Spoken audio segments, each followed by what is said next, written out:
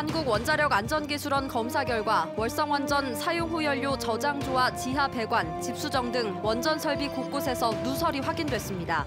원자력안전기술원은 보고서 여러 곳에서 방사능 오염물질의 자연환경으로의 유출을 지적하고 있는데 전면적인 조사가 시급합니다.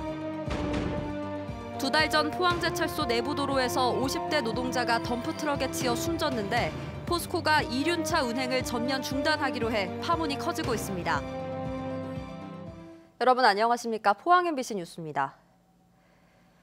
포항 MBC가 원자력안전기술원의 자료를 단독 입수해 분석한 결과 원전 내 여러 시설에서 누설이 확인되고 있어 충격을 더하고 있습니다.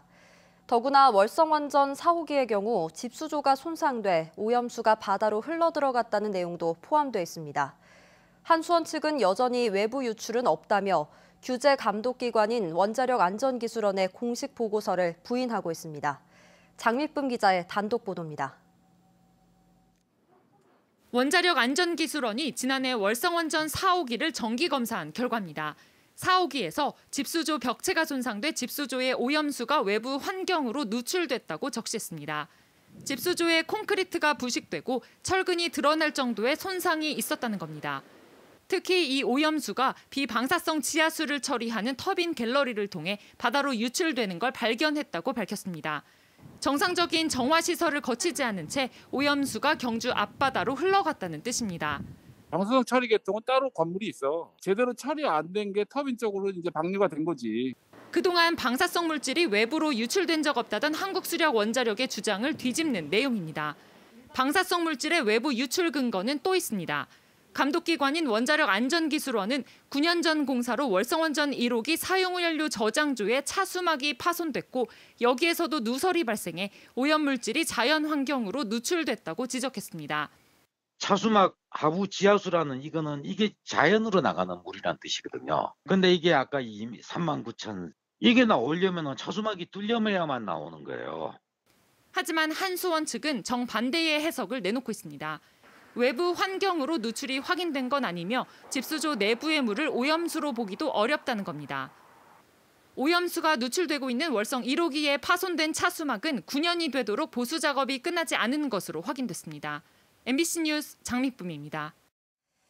포항시의회 지진피해 대책 특별위원회는 지난해 9월부터 접수된 지진피해 구제 신청 건수가 현재 2만 7천여 건이며 올해 피해 구제 지원금 예산으로 3,750억 원을 편성했다고 밝혔습니다. 의회는 향후 공용주택 피해 한도 증액과 자동차 파손 지원 등 지진 피해 인정 범위 확대를 정부에 건의할 계획입니다. 또한 국가와 지방자치단체 간 지원금 재원 부담 근거 마련과 심의위원회 재심의 신청 등 지진특별법 시행령 개정도 함께 추진할 방침입니다. 경상북도는 포항 송도부두에서 첨단 해양산업 R&D 센터 조성 기공식을 갖고 지역 도시재생 사업을 통한 해양산업 기반 마련에 나섭니다. 첨단 해양산업 R&D 센터는 철강산업 쇠퇴에 따른 지속가능한 신산업 육성 필요에 따라 지난 2018년 국토교통부 도시재생사업 공모에 선정된 사업입니다. 197억 원을 들여 오는 2022년 3월에 완공될 예정으로 센터에는 해양 레포츠 첨단 장비 R&D 연구실과 실험실, 첨단 해양 전시 공간 등으로 구성되며 첨단 기술 기반 시제품의 상용화 등 차세대 해양 산업의 기틀을 마련하는 계기가 될 것으로 보입니다. 코로나 사태 이후 봉급 생활자들의 소득 격차는 더 벌어졌고 자영업자들의 빚은 늘어났습니다. 그런데 부동산 가격은 급등했죠. 부자는 더 부자가 되고 가난한 사람은 더 가난해졌다는 건데요.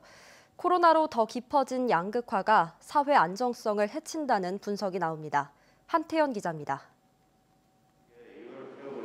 26년째 여행업을 해온 이필립 씨에게 지난해 닥친 코로나19는 날벼락이었습니다.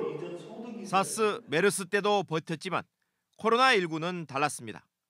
모든 상품이 취소됐고 결국 지난해 6월 사업을 접어야 했습니다. 임대료라든지 그리고 고정경비로 지출되는 직원들 월급들을 이렇게 생각해 볼 때 버티기가 너무 어렵다. 차라리 자진 폐업을 하고. 대구 북구 동천동에서 식당을 운영하는 황상준 씨도 코로나19의 타격에서 벗어나지 못하고 있습니다. 매출은 반토막이 났고 전세금까지 털어 손실을 메우고 있지만 한계에 다다랐습니다. 희망 고문이죠. 이제 언제쯤 좋아지려나, 좋아지겠지, 이제 그렇게 하면서 나아지겠지, 그렇게 뭐 하루하루 견디는 거죠. 지금 뭐 한 1년 정도 되다 보니까 이제는 뭐 절망과 자존감은 이제 이제 그런 것들은 이제 넘어섰고요. 소득은 줄었고 빚만 늘고 있습니다. 소상공인 시장 진흥공단에 따르면 코로나19 여파로 지난해 돈을 빌린 업체는 대구에서만 13,000여 개로 전년도와 비교해 4배나 늘었습니다. 대부분 음식점, 카페, 일반 소매점입니다. 공급 생활자들의 소득 격차도 벌어졌습니다. 대구 경북연구원이 통계청 자료를 분석한 결과 지난해 상반기 대구의 상용직 월급은 308만 9천 원으로 전년도와 비교해 9만 3천 원 늘었지만 임시직과 일용직 임금은 각각 5만 5천 원, 11만 2천 원 줄었습니다. 대부분이 임시직, 일용직 그 근로자들이 거의 대부분 퇴출 내지는 기존에 있던 분들도 대부분이 임금이 삭감되는, 그러니까 전반적으로 평균 임금이 떨어지는 그런 상황으로 지금 가고 있기 때문에 이게 전형적인 양극화의 출발이다, 이렇게 지금 볼 수가 있거든요. 코로나로 인한 경기 침체를 우려해 돈이 풀리면서 부동산 가격은 급등했습니다. 한국부동산원에 따르면 지난해 12월 대구의 아파트 평균 매매 가격은 3억 3천만 원으로 코로나 이전인 전년 같은 기간과 비교해 1년 새 10% 올랐습니다. 재난지원금과 같은 경제적 불평등을 해소하기 위한 정부의 노력에도 효과는 미미한 수준입니다. 소득 격차에 자산 격차도 심해지면서 양극화의 골은 더 깊어졌습니다. 가진 자, 누린 자, 힘 있는 자들이 자기들은 앞으로 살아가는데 오히려 이게 더 좋은 기회였는지도 몰라요. 그만큼 더 많은 부를 짧은 시간 내에 축적할 수 있는 기회로 생각할 수 있는데 그게 영원히 갈 수 있는 그런 체제가 아니라는 거죠. 코로나19는 우리 사회의 양극화 현상을 심화하면서 지속 가능한 경제와 정치 시스템에 적지 않은 충격을 주고 있습니다. MBC 뉴스 한태현입니다. 울진에서는 오늘 일본에서 입국한 한 명이 코로나19에 확진되면서 확진자가 9명으로 늘었습니다.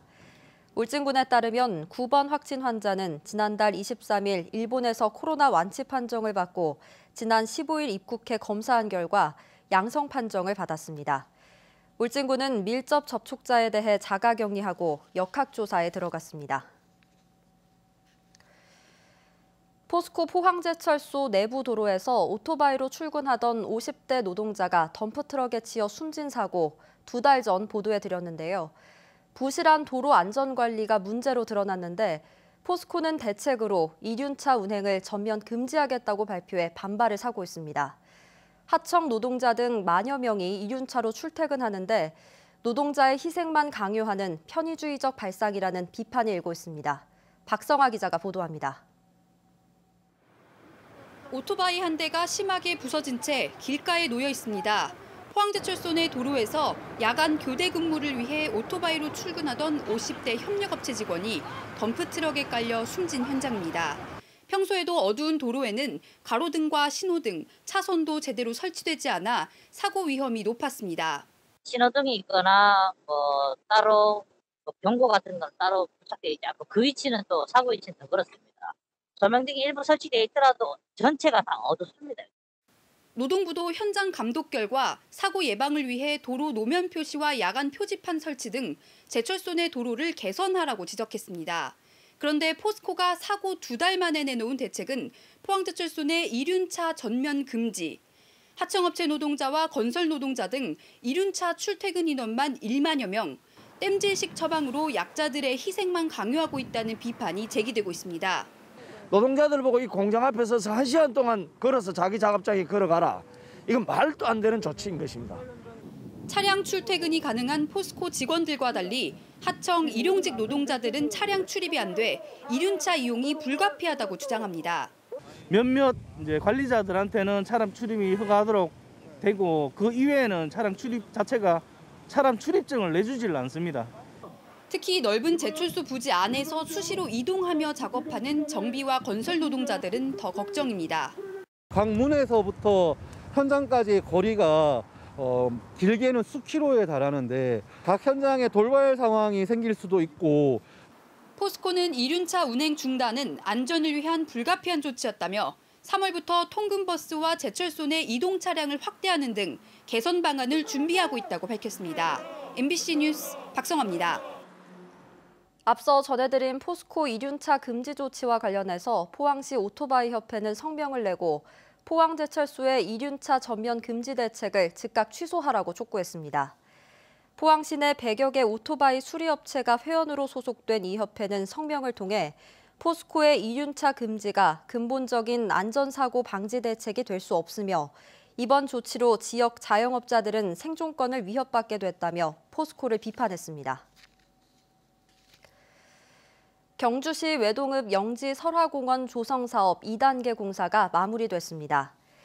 영지 설화공원은 국도비 등 총사업비 166억 원을 들여 2015년 1단계 탐방로 조성에 이어서 지난해 12월 2단계로 광장이 조성됐습니다. 영지는 신라시대 아사달과 아사녀 설화가 깃든 곳으로 불국사 무영탑에 얽힌 설화를 바탕으로 테마공원으로 조성되고 있습니다. 종일 강추위가 기승을 부리고 있습니다. 오늘 낮 동안에는 체감온도가 영하 10도까지 떨어졌는데요. 내일 아침은 오늘보다 더 춥겠습니다. 조주경 기상캐스터입니다. 막바지 한파의 기세가 매섭습니다. 강한 바람에 오늘 한낮에도 체감온도가 영하 10도 가까이 뚝 떨어졌는데요. 내일 아침에는 오늘보다도 더 춥겠습니다. 꼭 따뜻하게 입고 나오시기 바랍니다. 우리 지역에는 또다시 건조특보가 내려졌습니다. 불씨 관리 잘해주시기 바랍니다.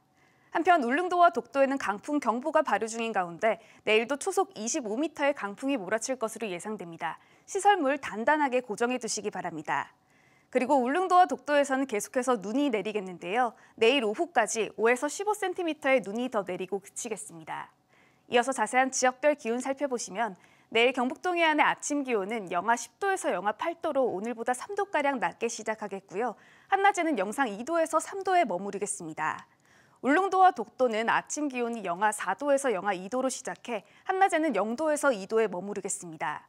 동해 전해상에는 풍랑특보가 발효 중인 가운데 내일까지는 너울성 파도에도 주의가 필요합니다. 바다의 물결은 동해 중부 해상에서 최고 5m, 동해 남부 해상에서는 4m까지 높게 일겠습니다. 이번 추위는 내일이 절정을 이루겠고요. 모레 아침까지는 춥겠지만 낮부터는 기온이 빠르게 오름세를 보이겠습니다. 날씨였습니다. 포항시가 설을 맞아 내놓은 포항사랑 상품권 300억 원어치가 조기에 모두 팔렸습니다.